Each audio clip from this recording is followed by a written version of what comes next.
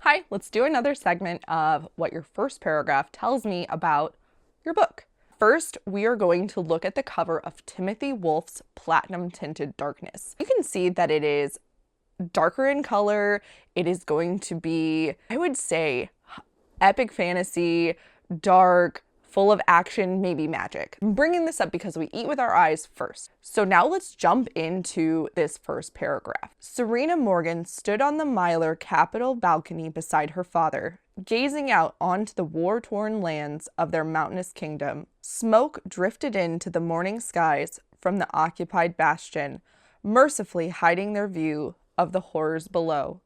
But no smoke could block out the screams or the foul aroma of their fallen.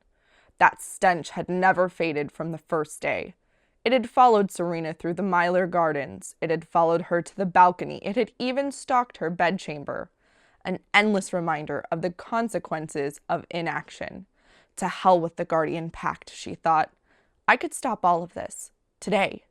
So first thing I notice is this is setting the tone as dark. There is a slew of dead bodies rotting. And it's gross. So that is one, dark, two, graphic without being graphic. Timothy Wolf allows you to use your imagination here to do the heavy lifting on what that would look like. He provides us with enough information to let our imaginations fill in the blanks. Tim also has this very steady authorial voice, and I am hoping to see that carry through the rest of the story because a very steady authorial voice will allow him to approach overall chaos in a more directed way. The main character here is female. I always am interested to see how male authors write the female experience, how they choose to make their female characters strong, and how they choose to round them out. I will be watching to see how Serena is rounded out and grows